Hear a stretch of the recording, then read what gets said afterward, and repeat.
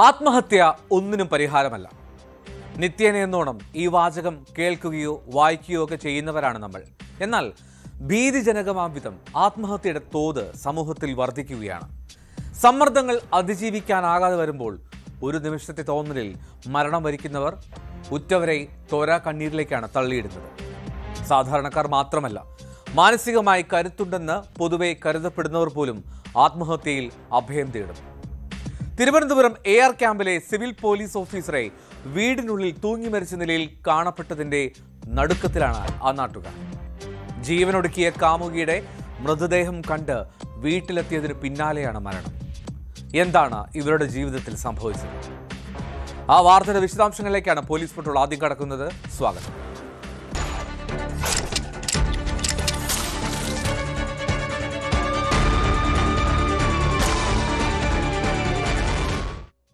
Thiruvananthapuram AR ക്യാമ്പിലെ civil police officer വീടിനുള്ളിൽ തൂങ്ങി മരിച്ച നിലയിൽ കണ്ടെത്തി. കോവളം വെള്ളാർ ഒലിപ്പുവിള സ്വദേശിയായ അഖിലാണ് മരിച്ചത്. വയനാട് സ്വദേശിയായ യുവതിയുമായി അഖിൽ അടുപ്പത്തിലായിരുന്നുവെന്ന് പോലീസ് പറയുന്നു. കഴിഞ്ഞ ദിവസം ഈ യുവതിയെ വാടക വീട്ടിൽ ജീവനൊടുക്കിയ നിലയിൽ കണ്ടെത്തിയിരുന്നു. യുവതിയുടെ മരണവിവരമറിഞ്ഞ് ആശുപത്രിയിലെത്തി മൃതദേഹം കണ്ട ശേഷം മടങ്ങിയെത്തിയതിന് പിന്നാലെയാണ് അഖിലിനെ ജീവനൊടുക്കിയ നിലയിൽ കണ്ടത്. സംഭവത്തിൽ പോലീസ് വിശദമായിട്ടുള്ള അന്വേഷണം ആരംഭിച്ചിട്ടുണ്ട്.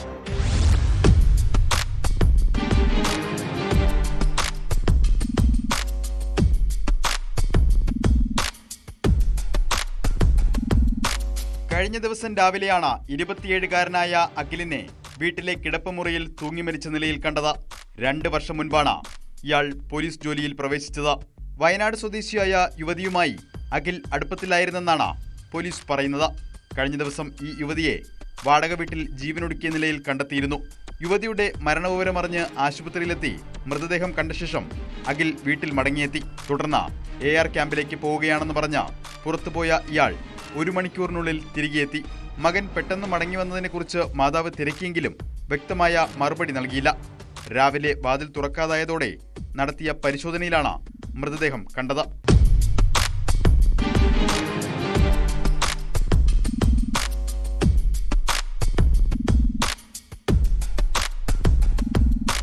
പുലർച്ചെ 2:15 അഖിൽ സുഹൃത്തിന് വാട്സാപ്പിൽ സന്ദേശം അയച്ചിരുന്നു. കാർ വാങ്ങിയ വിവരങ്ങളും പോസ്റ്റ് ഓഫീസിലുള്ള തന്റെ സമ്പാദ്യത്തെക്കുറിച്ചുള്ള കണക്കുകളും സന്ദേശത്തിൽ വിശദീകരിച്ചിരുന്നു. ഇതിന് പിന്നാലെയാണ് തൂങ്ങി മരിച്ചതെന്ന് കരുതുന്നു. തിരുവനന്തപുരം മെഡിക്കൽ കോളേജിൽ പോസ്റ്റ്മോർട്ടത്തിന് ശേഷം മൃതദേഹം ബന്ധുക്കൾക്ക് വിട്ടു നൽകി. കോവളം പോലീസ് അസ്വാഭാവിക മരണത്തിന് കേസെടുത്തിട്ടുണ്ട്. സംഭവത്തിൽ പോലീസ് അന്വേഷണം ആരംഭിച്ചു. യുവതിയുടെയും അഖിലിന്റെയും ഫോണുകളടക്കം വിശദമായി പരിശോധിക്കാനാണ് പോലീസിന്റെ തീരുമാനം.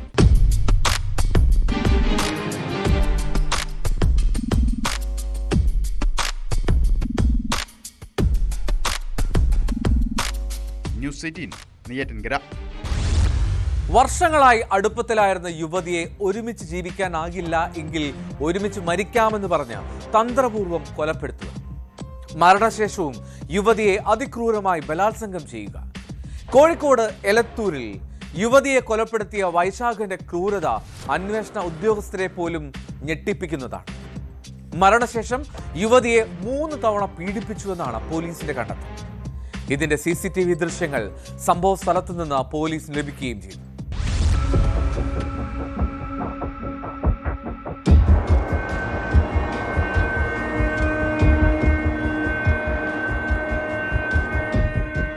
മോരിക്കര റോഡിൽ പ്രതി വൈശാഖന്റെ ഉടമസ്ഥതയിലുള്ള ഇൻഡസ്ട്രിയൽ വർക്ക്ഷോപ്പിൽ കഴിഞ്ഞ മാസം 24-ന് കൊല്ലപ്പെട്ട യുവതി മരണശേഷം 3 തവണ പീഡിപ്പിക്കപ്പെട്ടതായാണ് പോലീസ് അന്വേഷണത്തിൽ കണ്ടെത്തിയത്. ഇതിന്റെ CCTV ദൃശ്യങ്ങൾ വർക്ക്ഷോപ്പിൽ നിന്ന് പോലീസിന് ലഭിച്ചു.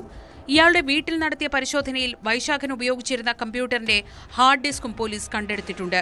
ഇതിലെ ദൃശ്യങ്ങൾ വീണ്ടെടുക്കാനുള്ള ശ്രമത്തിലാണ് പോലീസ്. മരണശേഷം യുവതിയുടെ മൃതദേഹവുമായി വൈശാഖനും ഭാര്യയും ആശുപത്രിയിൽ എത്തിയെങ്കിലും വൈശാഖൻ രക്ഷപ്പെടാനുള്ള ശ്രമം നടത്തിയതായി പോലീസ് കണ്ടെത്തി. പ്രതിക്കൊപ്പമുണ്ടായിരുന്ന ഭാര്യയുടെ സംശയവും ഇടപെടലുമാണ് വൈശാഖനെ കുടുക്കിയത്. ഇതിനിടെ വർക്ക്ഷോപ്പ് പോലീസ് പൂട്ടി സീൽ ചെയ്തതിനാൽ തെളിവ് നശിപ്പിക്കാനുമായില്ല. കേരളത്തിൽ 25 വർഷത്തിനിടെ സ്ത്രീയെ കൊലപ്പെടുത്തിയ ശേഷം പീഡിപ്പിച്ച 2ാമത്തെ സംഭവമാണിതെന്ന് പോലീസ് പറയുന്നു. ചങ്ങനാശ്ശേരി കുറുമ്പനാട് മൃതദേഹത്തെ പീഡിപ്പിച്ച സംഭവം 25 വർഷം മുൻപ് കേരളത്തെ ആകെ ഞെട്ടിച്ചിരുന്നു.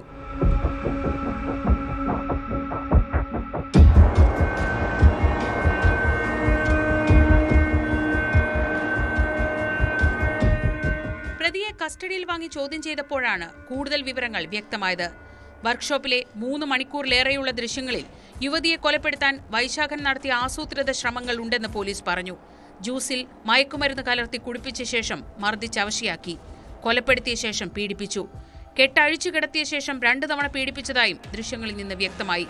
വർക്ക്ഷോപ്പിൽ വന്നില്ലെങ്കിൽ യുവതിയുടെ നഗ്നചിത്രങ്ങൾ സമൂഹമാധ്യമത്തിൽ പ്രചരിപ്പിക്കുമെന്ന് ഇയാൾ ഭീഷണിപ്പെടുത്തിയിരുന്നു. ഈ യുവതിക്ക് 16 വയസ്സുള്ളപ്പോൾ മുതൽ വൈശാഖൻ ഇവരുമായി ബന്ധം പുലർത്തിയിരുന്നു. ഇതിനിടെ മറ്റൊരു യുവതിയുമായി ബന്ധമുണ്ടായി. ഇത് ഈ യുവതി അറിഞ്ഞതോടെയാണ് കൊലപാതകം ആസൂത്രണം ചെയ്തത്. മറ്റ് പെൺകുട്ടികളുടെയും ജീവിതം തകരാതിരിക്കാൻ ഇതൊക്കെ പുറത്തറിയിക്കുമെന്ന് യുവതി 2 മാസം മുൻപ് വൈശാഖനോട് പറഞ്ഞിരുന്നു. വൈശാഖനിൽ നിന്ന് ജീവന് ഭീഷണിയുള്ളതായി ഡയറിയിൽ എഴുതിയിരുന്ന യുവതി ഇത് സംബന്ധിച്ച് കൗൺസിലർക്കും സന്ദേശം അയച്ചിരുന്നു.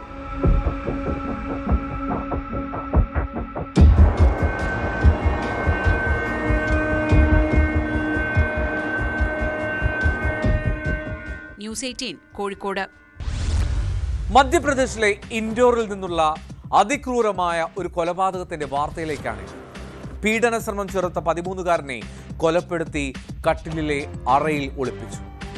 രോഗബാധിതയായ മുത്തശ്ശിയെ കട്ടിലിൽ കിടത്തി പോലീസിനെ കബളിപ്പിക്കാൻ പ്രതി ശ്രമിച്ചുവെങ്കിലും വിജയിച്ചില്ല. 21 വയസ്സുള്ള റഹാനാണ് അറസ്റ്റിലായത്. CCTV ദൃശ്യങ്ങളാണ് ഈ കേസിൽ നിർണായകമായത്.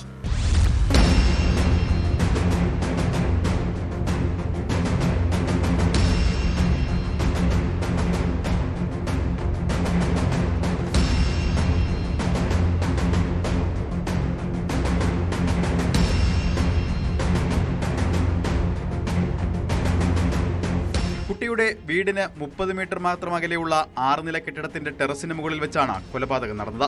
കുറ്റകൃത്യം മറച്ചുവെക്കാൻ മൃതദേഹം പിന്നീട് 4ാം നിലയിലെ ഫ്ളാറ്റിലേക്ക് മാറ്റുകയായിരുന്നുവെന്ന് പോലീസ് പറയും. 8ാം ക്ലാസ് വിദ്യാർത്ഥിയായ കുട്ടിയെ വെള്ളിയാഴ്ച രാത്രിയാണ് വീടിന് മുന്നിൽ നിന്നും കാണാതായത്. കുട്ടി തിരിച്ചെത്താത്തതിനെ തുടർന്ന് വീട്ടുകാർ തെരച്ചിൽ നടത്തുകയും പോലീസിൽ പരാതി നൽകുകയും ചെയ്തിരുന്നു.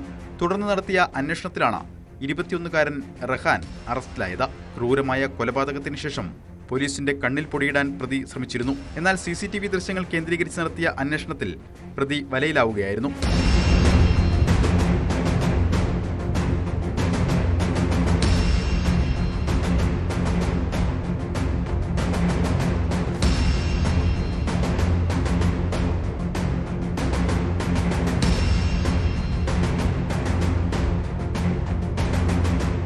ലൈംഗിക പീഡന ശ്രമം കുട്ടി എതിർത്തതോടെ കയർ ഉപയോഗിച്ച് ശ്വാസം മുട്ടിച്ച ശേഷം ഇഷ്ടിക കൊണ്ട് മുഖം തകർത്ത് കൊലപ്പെടുത്തുകയായിരുന്നുവെന്ന് പോലീസ് വ്യക്തമാക്കി. പിന്നീട് മൃതദേഹം 4ാം നിലയിലെ ഫ്ളാറ്റിൽ കട്ടിലിലെ അറയിലേക്ക് മാറ്റി.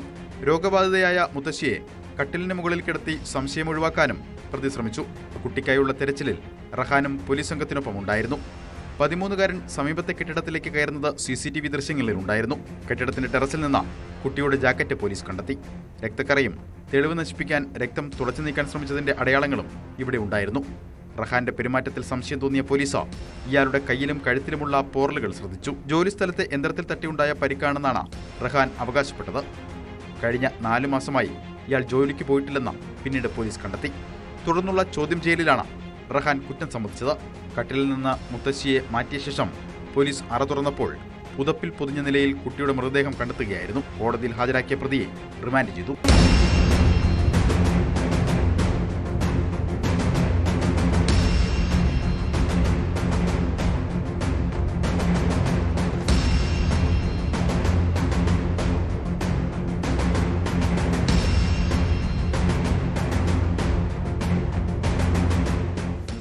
മധ്യപ്രദേശ്. ആദായ നികുതി വകുപ്പിന്റെ പരിശോധനയ്ക്കിടെ ആത്മഹത്യ ചെയ്ത നിലയിൽ കാണപ്പെട്ട കോൺഫിഡന്റ് ഗ്രൂപ്പ് ചെയർമാൻ CJ റോയ്ക്ക് യഥാർത്ഥത്തിൽ എന്താണ് സംഭവിച്ചത്? കഴിഞ്ഞ 2 ദിവസങ്ങളായി രാജ്യമാകെ ഉയർന്നു കേൾക്കുന്ന ചോദ്യമാണ്. പരിശോധനയ്ക്കിടെ സ്വയം വെടിയുതിർത്ത് മരിക്കാൻ തക്ക ഒന്നും ഓഫീസിൽ സംഭവിച്ചിട്ടില്ല എന്നാണ് ആദായ നികുതി വകുപ്പിന്റെ റിപ്പോർട്ട്. റോയ്ക്ക് മറ്റേതെങ്കിലും കേന്ദ്രത്തിൽ നിന്ന് ഭീഷണി ഉണ്ടായിരിക്കാനുള്ള സാധ്യതയും അന്വേഷണ സംഘം പരിശോധിക്കുന്നുണ്ട്. അതേസമയം റോയുടെ സംസ്കാരം കോൺഫിഡന്റ് ഗ്രൂപ്പിന്റെ ബംഗളൂരു കൽക്കരയിലുള്ള കാസ്കേഡ് റിസോർട്ടിൽ നടന്നു.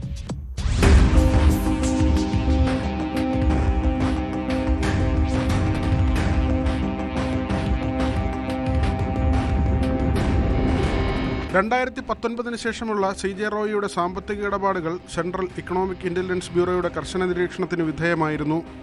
റോയി അടക്കം 6 റിയൽ എസ്റ്റേറ്റ് ബിസിനസ്സുകാരുടെ ഇടപാടുകളെക്കുറിച്ച് ബ്യൂറോ സമർപ്പിച്ച വിശദ റിപ്പോർട്ട് ഇക്കണോമിക് ഇന്റലിജൻസ് കൗൺസിലിന്റെ പരിഗണനയ്ക്കും വന്നു.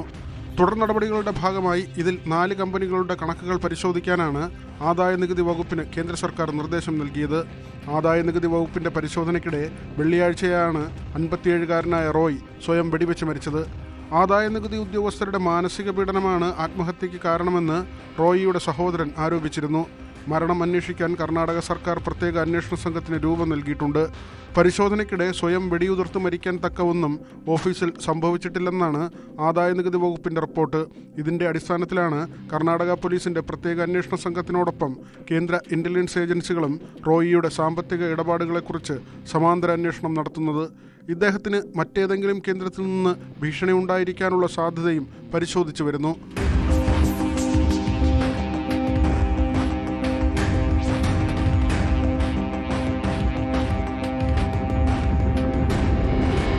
CJ റോയിയുടെ സംസ്കാരം കോൺഫിഡന്റ് ഗ്രൂപ്പിന്റെ ബന്നാർഘട്ട റോഡ് കൽക്കരയിലുള്ള കാസ്കേഡ് റിസോർട്ടിൽ നടന്നു. റോയിയുടെ ആഗ്രഹപ്രകാരമാണ് ഇവിടെ സംസ്കാരം നടത്തിയത്. കൽക്കര സെന്റ് ജോസഫ് പള്ളിയിലെ ശുശ്രൂഷ ചടങ്ങുകൾക്ക് ശേഷമായിരുന്നു സംസ്കാരം. പ്രമുഖരടക്കം ആയിരങ്ങളാണ് റോയിയുടെ സംസ്കാര ചടങ്ങിൽ പങ്കെടുക്കാനെത്തിയത്.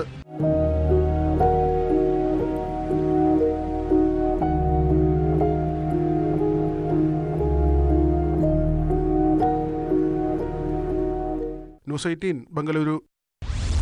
സോളാർ തട്ടിപ്പ് കേസിലെ പ്രതിയായ ബിജു രാധാകൃഷ്ണന്റെ ഇടപെടൽ നടിയെ ആക്രമിച്ച കേസിലുമുണ്ടായി. 2ാം പ്രതിയായ മാർട്ടിനുമായി കൂടിക്കാഴ്ച നടത്തിയെന്ന വെളിപ്പെടുത്തലുകളെ തുടർന്ന് CSR തട്ടിപ്പ് കേസിലെ പരാതിക്കാരനായ റിൻഷാദിന്റെ മൊഴി പോലീസ് രേഖപ്പെടുത്തി. നടിയെ ആക്രമിച്ച കേസിലെ വിധി വന്നതിന് പിന്നാലെ അതിജീവിതയുടെ പേര് വെളിപ്പെടുത്തിയുള്ള വീഡിയോ പുറത്തുവന്ന സംഭവവുമായി ബന്ധപ്പെട്ടായിരുന്നു ഗൂഢാലോചന എന്നാണ് പോലീസിന്റെ നിഗമനം.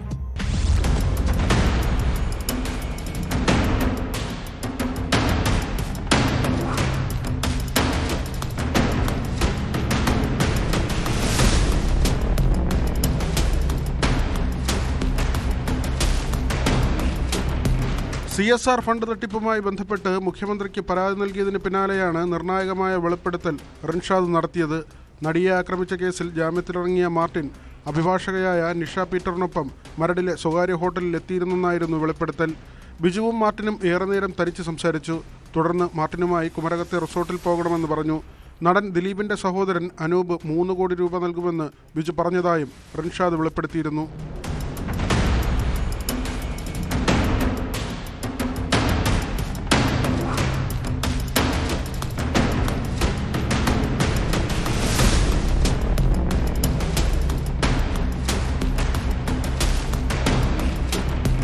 റിൻഷാദിന്റെ വെളിപ്പെടുത്തലിന് പിന്നാലെയാണ് തൃശൂർ സൈബർ ക്രൈം പോലീസ് ഇയാളുടെ മൊഴിയെടുത്തത്.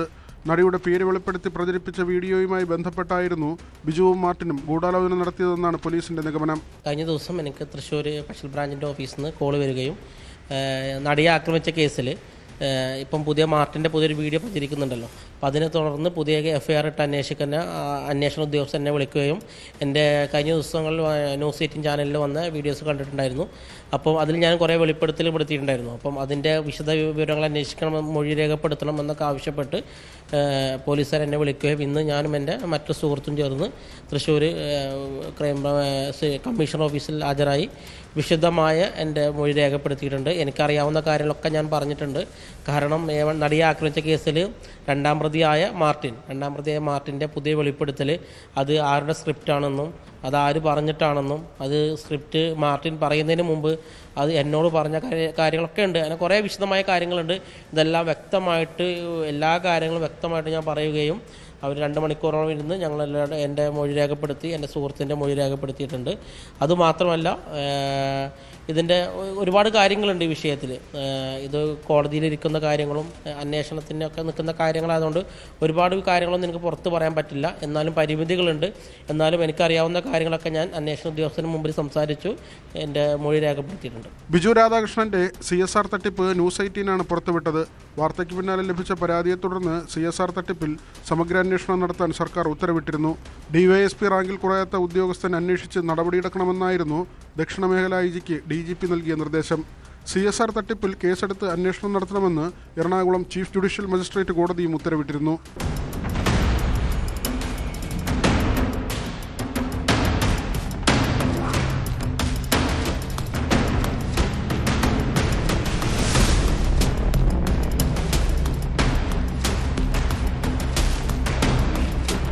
ന്യൂസ് 18 കോഴിക്കോട്.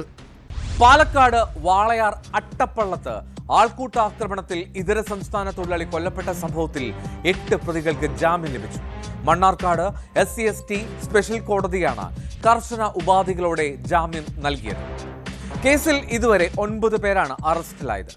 9ാം പ്രതി വിനോദ് കുമാർ ഹൈക്കോടതിയിൽ ജാമ്യാപേക്ഷ സമർപ്പിച്ചിട്ടുണ്ട്.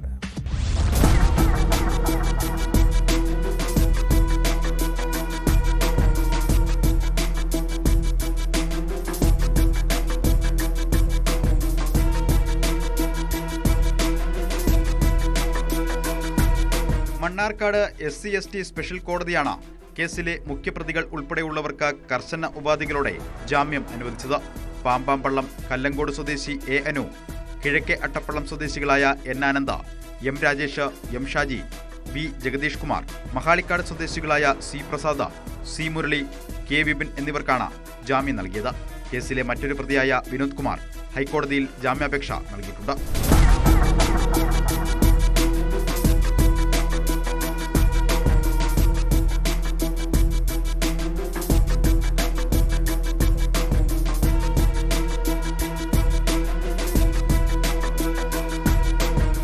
ഉപാധികളോടെയാണ് കോടതി ഇവർക്ക് ജാമ്യം അനുവദിച്ചത്. ദിവസവും പകൽ 11-ന് അന്വേഷണ ഉദ്യോഗസ്ഥന്റെ മുമ്പാകെ ഹാജരാകണം. സാക്ഷികളെ സ്വാധീനിക്കുകയോ ഭീഷണിപ്പെടുത്തുകയോ ചെയ്യരുത്. മുൻകൂർ അനുമതിയില്ലാതെ ജില്ല വിട്ടുപോകരുത് തുടങ്ങിയവയാണ് വ്യവസ്ഥകൾ. കേസിൽ ആകെ 9 പേരാണ് അറസ്റ്റിലായിരുന്നത്. 20 പ്രതികളുണ്ടെന്നാണ് ക്രൈംബ്രാഞ്ച് SIT അന്വേഷണത്തിൽ കണ്ടെത്തിയിട്ടുള്ളത്. പ്രതികളെ പിടികൂടാനിരിക്കെയാണ് ആദ്യം പിടിയിലായ 8 പേർക്കും ജാമ്യം ലഭിച്ചത്. തമിഴ്നാട്ടിലേക്ക് ഉൾപ്പെടെ കടന്നുകളഞ്ഞ മറ്റു പ്രതികളെ പിടികൂടാൻ ലുക്കൌട്ട് നോട്ടീസ് ഉൾപ്പെടെ പുറപ്പെടുവിച്ച് പോലീസ് അന്വേഷണം ഊർജിതമാക്കിയിട്ടുണ്ട്. കഴിഞ്ഞ ഡിസംബർ 17-ന് വൈകിട്ടാണ് ഈസ്റ്റ് അട്ടപ്പള്ളത്ത് ഛത്തീസ്ഗഡ് സ്വദേശി രാം നാരായൺ ബാഗേൽ ആൾക്കൂട്ട ആക്രമണത്തിനിരയായത്. ജില്ലാ ആശുപത്രിയിൽ ചികിത്സയിലിരിക്കെ അന്ന് രാത്രി മരിച്ചു. ബാഗേലിനെ ബംഗ്ലാദേശ് സ്വദേശിയെന്ന് ആരോപിച്ചാണ് ഒരു സംഘം മർദ്ദിച്ചു കൊന്നത്.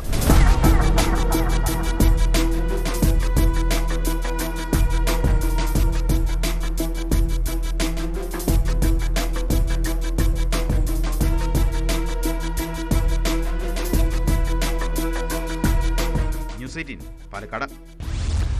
ഓൺലൈൻ തട്ടിപ്പിന് ഇരകളാകുന്നവരിൽ നിരവധി മലയാളികളുണ്ട്. എന്നാൽ അടുത്തിടെയായി സൈബർ തട്ടിപ്പ് നടത്തി പണം തട്ടുന്നതിന് പിടിയിലാകുന്ന മലയാളികളുടെ എണ്ണവും വർദ്ധിക്കുകയാണ്. കംബോഡിയ കേന്ദ്രീകരിച്ച് വൻ സൈബർ തട്ടിപ്പ് നടത്തുന്ന സംഘത്തിലെ 3 മലയാളികളെ കൊച്ചി സിറ്റി സൈബർ പോലീസ് പിടികൂടി.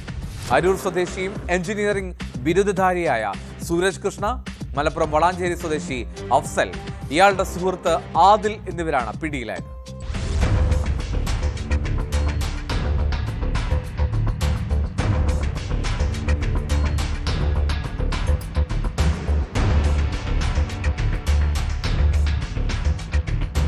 കൊച്ചിയിലെ ഡോക്ടറെ കബളിപ്പിച്ച് 38 ലക്ഷം രൂപ തട്ടിയെടുത്ത കേസിലാണ് അറസ്റ്റ്.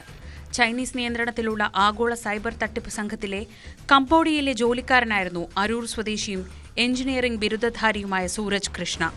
6 ദിവസം മുൻപാണ് ഇയാൾ നാട്ടിലെത്തിയത്. സൂരജിനെ അറസ്റ്റ് ചെയ്ത പോലീസ് വിശദമായി ചോദ്യം ചെയ്തപ്പോഴാണ് മറ്റ് പ്രതികളെക്കുറിച്ച് വിവരം കിട്ടിയത്. തുടർന്ന് മലപ്പുറം വളാഞ്ചേരി സ്വദേശി അഫ്സൽ, ഇയാളുടെ സുഹൃത്ത് എന്നിവരെയും പിടികൂടി. സൂരജിന്റെ കേരളത്തിലുള്ള ബാങ്ക് അക്കൗണ്ടിലെത്തിയ പണം പിൻവലിച്ച് തട്ടിപ്പ് സംഘത്തിന് കൈമാറിയവരാണ് കൂട്ടുപ്രതികൾ. ഇവർ ഇതിന് കമ്മീഷൻ വാങ്ങിയിരുന്നു. Cyber cell SHO PA Shameer Khan, police ഉദ്യോഗസ്ഥരായ അനീഷ്, അജിത് രാജ്, അരുൺ രാമകൃഷ്ണൻ, നജീബ്, അനീഷ് MK എന്നിവരടങ്ങുന്ന സംഘമാണ് പ്രതികളെ പിടികൂടിയത്.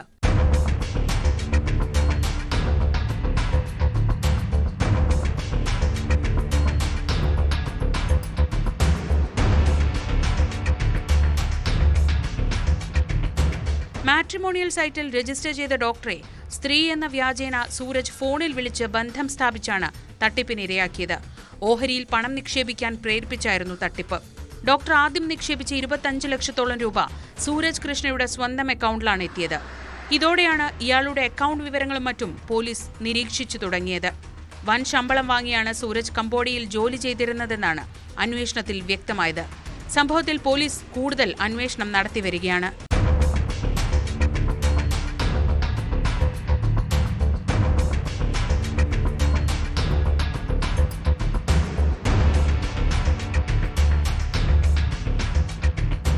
ന്യൂസ് 18 കൊച്ചി.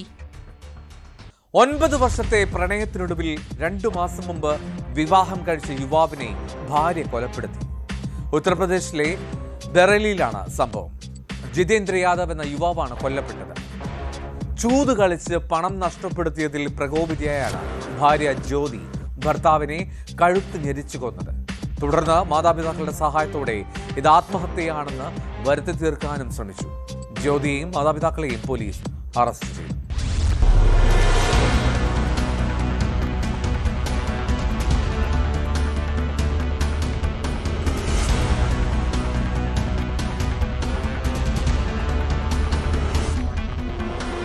ജനുവരി 26-നാണ് ബറേലിയിലെ വാടക വീട്ടിൽ ജിതേന്ദ്ര യാദവിനെ തൂങ്ങി മരിച്ച നിലയിൽ കണ്ടെത്തിയത്. ബന്ധുക്കൾ പരാതി നൽകുകയും മരണം ആത്മഹത്യയല്ലെന്ന് അന്വേഷണത്തിൽ വ്യക്തമാവുകയും ചെയ്തതോടെയാണ് സംശയം ഭാര്യയിലേക്ക് നീണ്ടത്. ഓൺലൈൻ ചൂതാട്ടത്തിൽ 20,000 രൂപ നഷ്ടപ്പെട്ടതിനെ തുടർന്നുണ്ടായ തർക്കത്തിൽ ഭാര്യ ജ്യോതി ഇയാളെ കഴുത്ത് ഞെരിച്ച് കൊലപ്പെടുത്തുകയായിരുന്നുവെന്ന് പോലീസ് അറിയിച്ചു.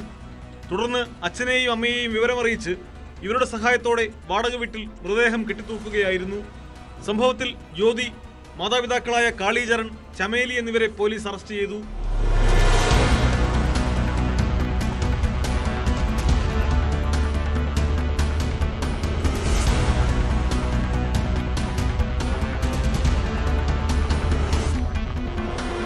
ഒൻപത് വർഷത്തെ പ്രണയത്തിനൊടുവിൽ കഴിഞ്ഞ നവംബർ 25-നാണ് ജിതേന്ദ്ര യാദവും ജ്യോതിയും വിവാഹിതരാകുന്നത്. ഇരുവരും വാടക വീട്ടിൽ ഒന്നിച്ചായിരുന്നു താമസം. കണ്ടക്ടറായിരുന്ന ജ്യോതി വിവാഹത്തിന് തൊട്ടു പിന്നാലെ പൂർവിക സ്വത്ത് വിൽക്കണമെന്നാവശ്യപ്പെട്ട് ജിതേന്ദ്രയെ നിരന്തരം സമ്മർദ്ദത്തിലാക്കിയിരുന്നുവെന്ന് പോലീസ് പറയുന്നു. ഇതിന് വഴങ്ങാഞ്ഞതിനാൽ ജ്യോതിയും കുടുംബവും ജിതേന്ദ്രയ്ക്കും കുടുംബത്തിനുമെതിരെ സ്ത്രീധനപീഡന കേസുകൾ ഫയൽ ചെയ്യുമെന്ന് ഭീഷണിപ്പെടുത്തിയിരുന്നു. ഇതാണ് ജിതേന്ദ്രയുടെ മരണത്തിൽ ബന്ധുക്കൾക്ക് സംശയമുണ്ടാകാൻ കാരണമായത്. പ്രതികളെ കോടതി റിമാൻഡ് ചെയ്തു.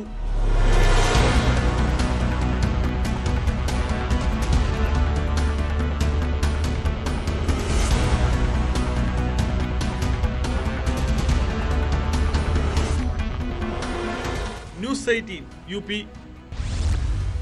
ലഹരിക്കടത്തിൽ സ്ത്രീകൾ പങ്കാളികളാകുന്ന കേസുകൾ വർദ്ധിക്കുകയാണ്. പരിശോധന ഒഴിവാക്കാനാണ് ലഹരിക്കടത്ത് സംഘങ്ങൾ യുവതികളെ ഉപയോഗിക്കുന്നത്. പാലക്കാട് കോട്ട മൈതാനത്ത് നടത്തിയൊരു പരിശോധനയിൽ മാരക മയക്കുമരുന്നായ മെത്താഫെറ്റമിനുമായി യുവതിയും യുവാവും പോലീസിന്റെ പിടിയിലായി. പൂക്കോട്ടുകാവ് കടമ്പൂർ സ്വദേശിയാണ് പിടിയിലായ 20-കാരി.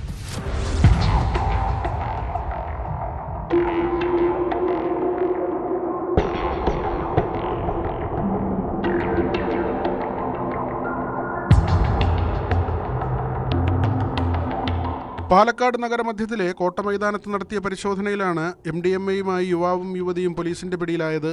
പൂക്കോട്ടുകാവ് കടമ്പൂർ സ്വദേശികളായ പുത്തൻപുര വീട്ടിൽ 23-കാരൻ അമൽ, വെള്ളിളത്തോടി വീട്ടിൽ 20-കാരി അനഘ എന്നിവരെയാണ് പാലക്കാട് ടൗൺ സൗത്ത് പോലീസ് പിടികൂടിയത്.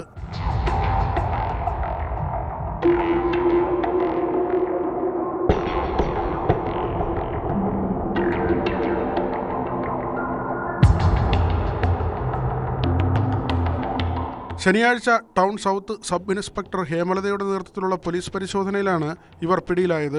ഇവരിൽ നിന്ന് 14.31 ഗ്രാം MDMA പോലീസ് കണ്ടെടുത്തു. പിടിയിലായവർക്കെതിരെ NDPS നിയമപ്രകാരം കേസെടുത്തു. ഇവർക്ക് എവിടെ നിന്നാണ് ലഹരിമരുന്ന് ലഭിച്ചതെന്നടക്കം പോലീസ് അന്വേഷിച്ചു വരുന്നു.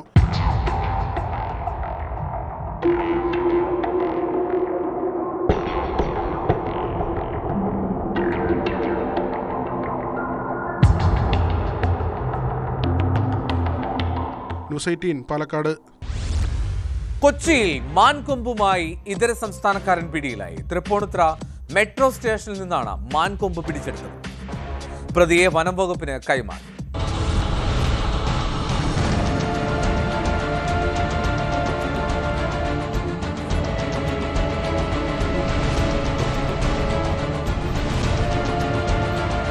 UP സ്വദേശി അജിത് ശർമ്മയാണ് മാൻകൊമ്പുമായി പിടിയിലായത്. തൃപ്പൂണിത്തുറ മെട്രോ സ്റ്റേഷനിൽ നിന്നാണ് ഇയാൾ പിടിയിലായത്.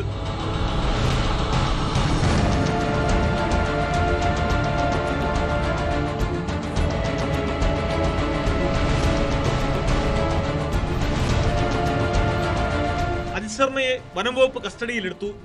പ്രതിയെയും പിടിച്ചെടുത്ത മാൻകൊമ്പും കോടനാട്ടേക്ക് കൊണ്ടുപോയി. മാൻകൊമ്പ് എവിടെ നിന്ന് കിട്ടിയതാണ്, എവിടേക്കാണ് കൊണ്ടുപോയത് തുടങ്ങിയ കാര്യങ്ങളടക്കം അന്വേഷിക്കും. പ്രതിയെ വനംവകുപ്പ് വിശദമായി ചോദ്യം ചെയ്തു വരികയാണ്. നേരത്തെയും ഇയാൾ ഇത്തരം വസ്തുക്കൾ കടത്തിയിട്ടുണ്ടോ എന്നും അന്വേഷിച്ചു വരുന്നു.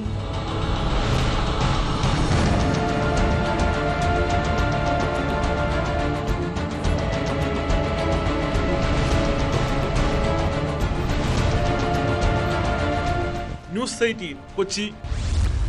കുറ്റകൃത്യങ്ങൾ ലോകത്തെ മറ്റു ചില വാർത്തകൾ നോക്കാം ചുരുക്കം.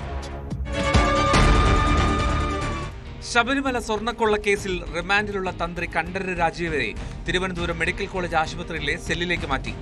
ആൻജിയോഗ്രാം പരിശോധന നടത്തുന്നതിനായിട്ടാണ് മെഡിക്കൽ സെല്ലിലേക്ക് മാറ്റിയത്. കൊല്ലം ചവറ തെക്കും ഭാഗത്തെ ബെവക്കോ മദ്യവിൽപ്പനശാലയിൽ നിന്ന് പല ദിവസങ്ങളിലായി 40 മദ്യക്കുപ്പികൾ മോഷ്ടിച്ച യുവാവ് അറസ്റ്റിൽ.